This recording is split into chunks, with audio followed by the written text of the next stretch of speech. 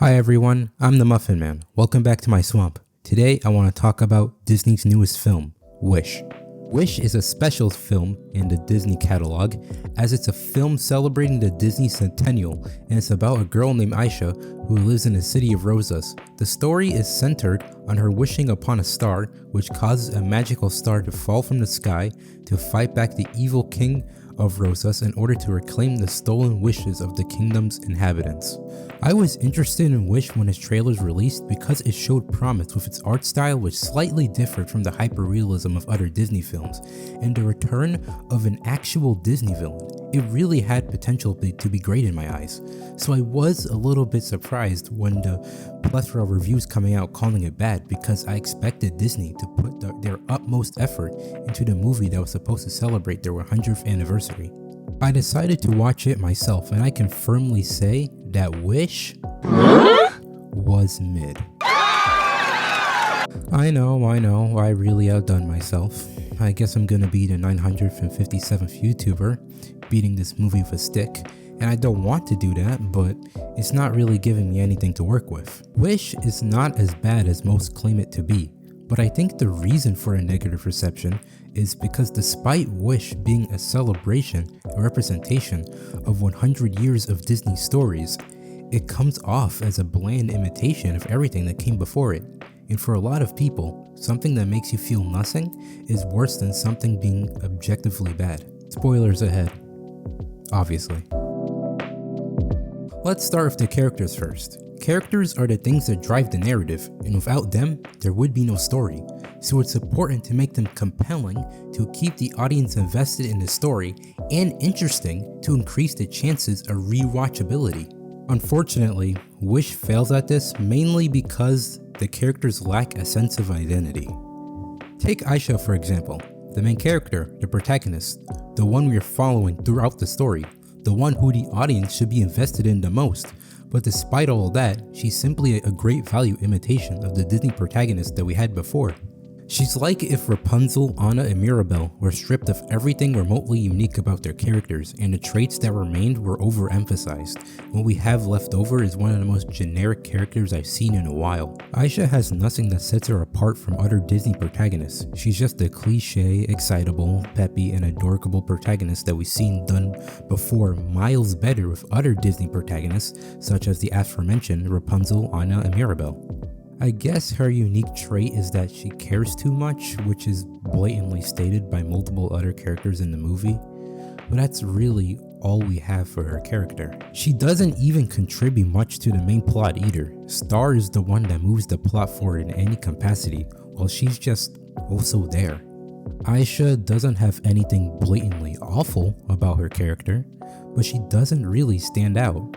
She seems more like a format for a Disney protagonist rather than an actual character herself. Since there must be a yin for every yang, let us talk about the villain for this movie, King Magnifico.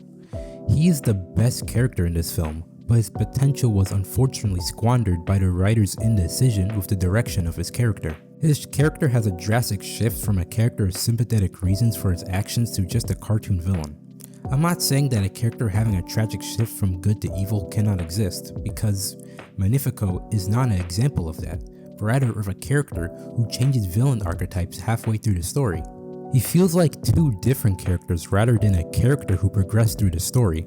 They try to set up a tragic backstory for his character as a motivation for his actions, but they leave it unresolved when they decide to make a shift into the classic Disney villain.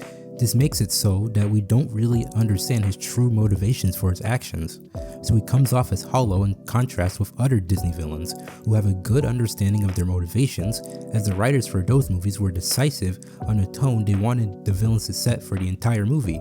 I feel as though the writers wanted to initially make Magnifico a villain with a sympathetic backstory, but decided they wanted to be more reminiscent of past Disney villains. But instead of revising the story to fit that vision, they just continue with the drag they had. That decision resulted in a half-baked villain. Moving on to other characters, the Queen is literally useless and not memorable at all. Take her out of the story and nothing major changes. The Seven Dwarves analogs serve just that, allegories for the Seven Dwarves. There were no characters and the relationship with Aisha isn't really developed, so you don't really care about them at all as the story progresses. Valentino serves as an obligatory animal friend trope and is useless as a character.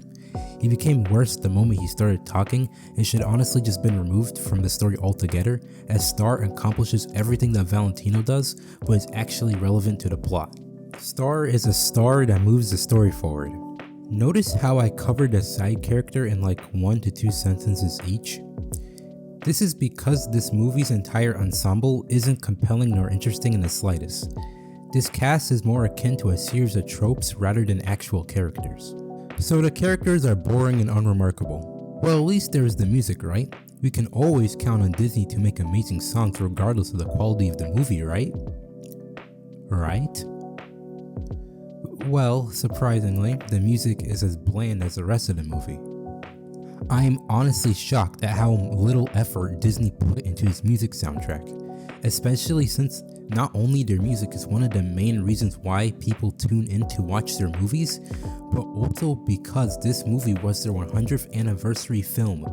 You'd think they would have wanted to put the utmost care and attention into the soundtrack in order to represent the past 100 years of Disney, but you'd be wrong. The writer's indecision is painfully apparent in the songs, as the lyrics feel stretched out and overcomplicated. For example, in Knowing What I Know Now, Aisha says a specific line, "He's more vicious than I could ever have comprehended. When I made a wish and stars came down, this is not what I expected or intended." Now, I'm no lyrical genius, nor will I say I'm a prodigy that knows everything there is to know about music theory. But wouldn't the song flow better if it was just simplified to just intended rather than expected or intended? This isn't even the only example of the lyrics being redundant or contradictory. These lyrical choices come off as a child trying to reach the word count in his book report. Welcome to Rosa suggests a worse version of Family Madrigal and Down in New Orleans. At All Costs, however, is a song I consistently enjoyed throughout its runtime, so decent job, Disney. This Wish is an I Want song, but it's boring. Its lyrics are confusing and could be simplified, such as changing to have something more for us than this by removing for us. I'm a Star is a completely useless song. It's not catchy, it's not plot relevant, it completely stops the pacing, and the lyrics are ridiculous. Easily one of the worst songs in the entire movie. I'm not even going to talk about all the other songs because they have the same problems as the song I mentioned beforehand. I'm not even going to waste my breath on the villain song because it's so 5 out of 10 it hurts. With the exception for one song being At All Cost, I never liked a single song all the way through. Their choreography isn't doing it any favors either. Most of it's bland and uninspired, with characters just pointing at things. Overall, the music in this film is very disappointing. So the characters are boring and forgettable. Music is bland and uninspired. But what about the plot? Is it interesting enough to keep the viewers invested? Is it compelling enough for rewatchability? Well, it's okay, I guess. The theme of this movie is really hard to grasp as what the movie is trying to say is so contradictory. At the end of the film, you don't really come out learning anything. The main conflict between Aisha and King Magnifico stems from his refusal to grant the wishes of Aisha's grandfather and any other wish he views as dangerous. But the execution of this conflict is less to be desired. Aisha's finding out that most citizens wouldn't get their wish granted is treated as this big reveal, but just asks the question why anyone hadn't come to this realization before. Considering how few people truly get their wish granted per year, and with Aisha's dad being dead, we can also factor in the amount of people who died during this period. It shouldn't be a surprise that most people never get their wish granted. On the topic of wishes, many of them are either vague or simplistic. For example, one background character's wish was a regular pair of scissors. The grandfather's wish was to inspire the next generation, which isn't specific and can have many interpretations.